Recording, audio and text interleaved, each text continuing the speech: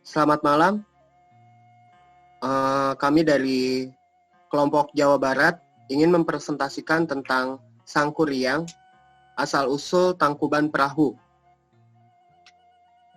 Di sini saya akan memperkenalkan teman-teman kelompok dari Jawa Barat. Pertama, ada Muhammad Sigit Satrio, ada Guruh Catur Saputra, ada Dimas Fitroni, ada Gusti Pradana, dan saya sendiri Muhammad Rizky Juniardi. Lanjut. Jadi di sini saya akan memperkenalkan penokohan dari cerita Sangkuriang itu sendiri. Pertama ada Dayang Sumbi, Sangkuriang, Tumang, dan Jin. Dari latar belakang dan tempatnya, itu latar daerah dari cerita Sangkuriang itu sendiri berada di Kerajaan Parahyangan, Lembang, 20 km dari pusat Bandung, Provinsi Jawa Barat. Lalu latar tempatnya itu berada di Kerajaan Parahyangan, hutan, goa, Bukit Tangkuban Perahu, Gunung Tunggul, Gunung Burangrang, Sungai Citarum, Danau Talaga, Bandung. Lanjut, sinopsisnya dilanjutkan dengan teman saya. Assalamualaikum warahmatullahi wabarakatuh. Nama saya Imas dari Fatahila akan melanjutkan tentang sinopsis Sangkuriang asal-usul Tangkuban Perahu.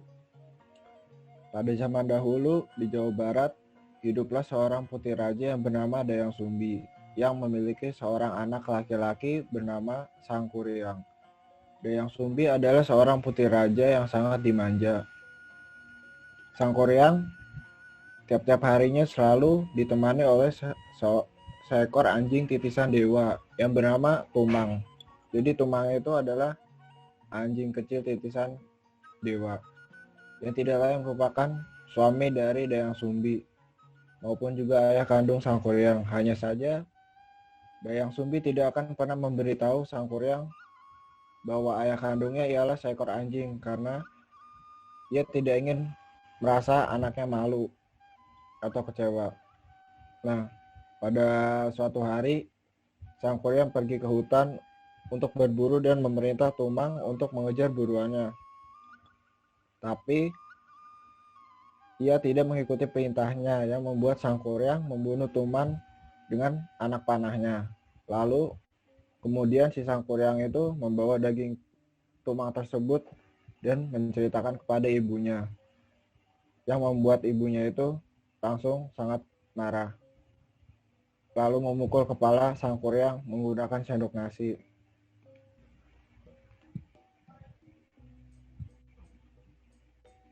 Nah, Dayang Sumbi lalu pergi meninggalkan rumahnya karena diusir oleh pihak kerajaan karena Sangkuriang merupakan seorang penerus tahta. Dayang Sumbi pergi berlari ke gua dan bersemedi. Ia meminta kepada dewa untuk memberinya sebuah kecantikan abadi dan usia muda selamanya. Lalu Sangkuriang memutuskan untuk pergi dan meninggalkan rumahnya karena kekesalan tersebut. Hingga pada akhirnya suatu hari Sangkuriang bertemu dengan seorang pertapa. Lalu Sangkuriang pun berguru dengan pertapa tersebut. Lalu setelah sekian lama, akhirnya Sangkuriang tumbuh besar, gagah, dewasa, dan bertemu wanita cantik. Yang tidak lain, itu ialah Dayang Sumbi. Lalu karena terpesona, maka Sangkuriang langsung melamarnya. Nah, pada suatu hari, Dayang Sumbi mengelus rambut Sangkuriang dan mengetahui bahwa Sangkuriang tersebut adalah anaknya sendiri. Dia tahu dari bekas luka yang ada di kepalanya tersebut.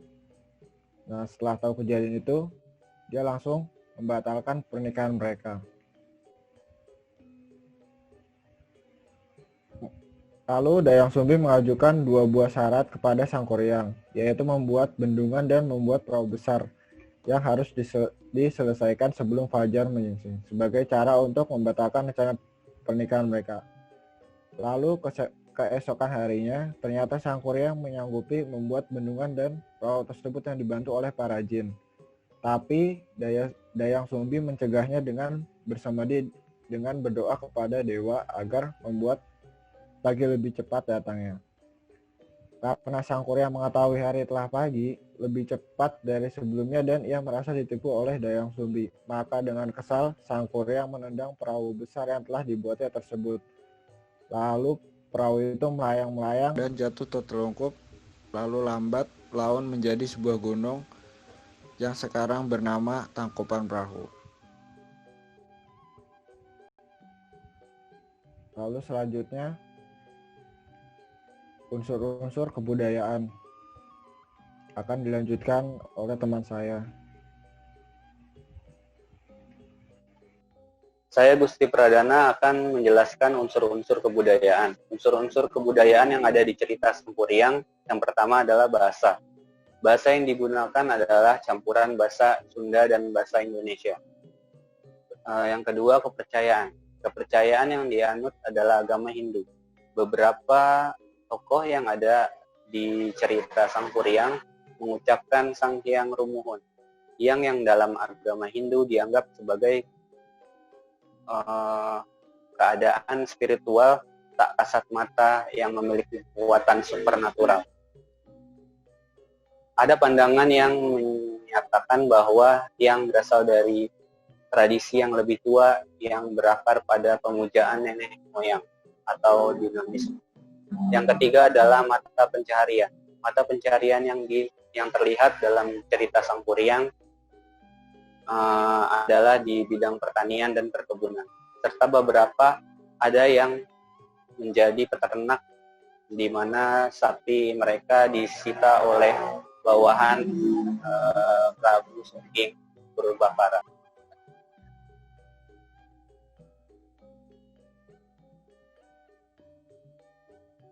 Yang keempat adalah peralatan teknologi. Sistem peralatan masyarakat Sunda terdapat pada senjata tradisionalnya yaitu kujang dan panah. Panah dan kujang ini terlihat di dalam cerita Sang Kuryang ketika melawan Prabu Sugeng Purbakara. Yang kelima, organisasi sosial. Sistem kekerabatan yang digunakan adalah sistem kekerabatan parental atau bilateral, yaitu mengikuti garis keturunan kedua belah pihak orang tua, yaitu bapak dan ibu. Dalam keluarga Sunda, bapak yang bertindak sebagai kepala keluarga. Selanjutnya adalah kesenian. Alat musik tradisional masyarakat Sunda adalah angklung, calung, dan kecapi. Terdengar suara musik angklung sebagai musik pengiring dalam film Sang Kuryang 1982. Selanjutnya, desain cover akan dibahas oleh teman saya, Muhammad Sigit. Halo, selamat malam. Terima kasih Saudara Gusti telah menjelaskan di topik sebelumnya. Kesempatan kali ini saya akan menjelaskan tentang desain cover. Ya, untuk pembuatan desain cover di sini yang bertajuk Sang Kuryang, asal-usul Tangkuban Perahu, saya menggunakan Adobe Illustrator dan untuk di sini di Adobe Photoshop. Bisa kita lihat dalam visual yang nampak dalam PPT ini, ada ornamen batik khas Bandung Barat, yaitu motif ragen pengantin.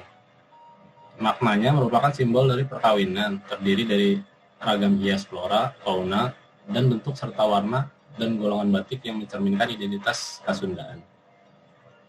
Berikutnya kita bisa lihat Sang Kuryang dengan baju menak khas kaum bangsawan Sunda dengan balutan batik Tasik yang memiliki ciri warna-warna yang cerah karena pengaruh dari batik pesisiran. Motif batik Tasikmalaya sangat kental dengan nuansa parahyangan yang bermakna bahwa kita harus bersinergi dengan alam untuk menjaga kelestariannya ditambah celana sebetis dan sabuk emas lengkap dengan kain dodot yang dililitkan di pinggang. Aksesoris tambahan bendok dan rantai kuku macan yang diselipkan pada bagian saku dan membawa panah. Kemudian bisa kita lihat Dayang Sumbi yang mengenakan atasan pakaian kebaya kaum bangsawan, batik motif puwung bermakna kesempurnaan, kemurnian, dan kesucian. Dipadukan dengan sanggul kepala dan kain kebat sebagai rok bawahan. Tidak ketinggalan ikat pinggang beber dan selendang berwarna, dan alas kakinya menggunakan sandal kolom gelis, dan juga beberapa perhiasan untuk tambahan aksesorisnya. Jadi seperti inilah visual cover Sangkuriang. Berikutnya suasana latar di pagi hari setelah matahari terbit lebih awal daripada biasanya. Ini saya sengaja memvisualisasikannya di ending ceritanya di mana matahari terbit lebih awal karena dari doa si Dayang Sumbi. Kemudian Gunung Tangkuban Perahu yang berasal dari perahu yang ditendang Sangkuriang dengan posisi terbalik. Jadi posisi perahu yang tutup panah dan lambat laun berubah menjadi bukit Tangkuban Perahu. Kemudian bisa kita lihat yang berwarna merah ini ada para kaum jin yang merupakan budak suruhan Sangkuriang untuk mengerjakan dua permintaan Dayang Sumbi, yaitu membuat bendungan.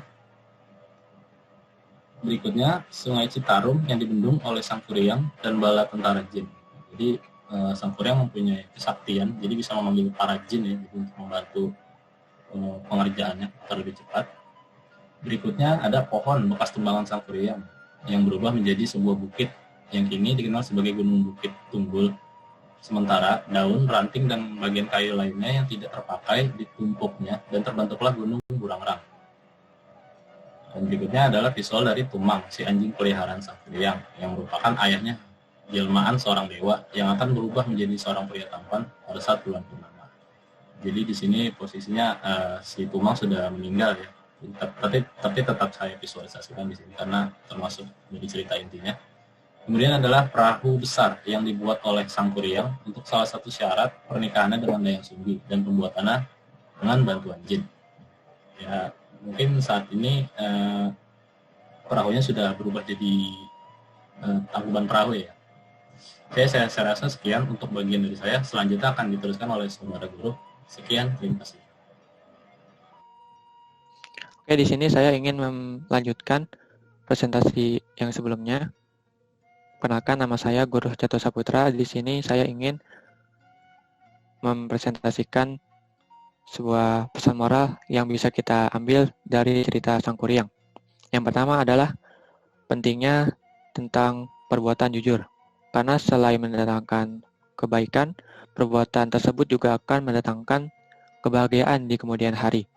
Sebaliknya, perbuatan curang akan merugikan diri sendiri, serta mendatangkan musibah bagi diri sendiri ataupun orang lain.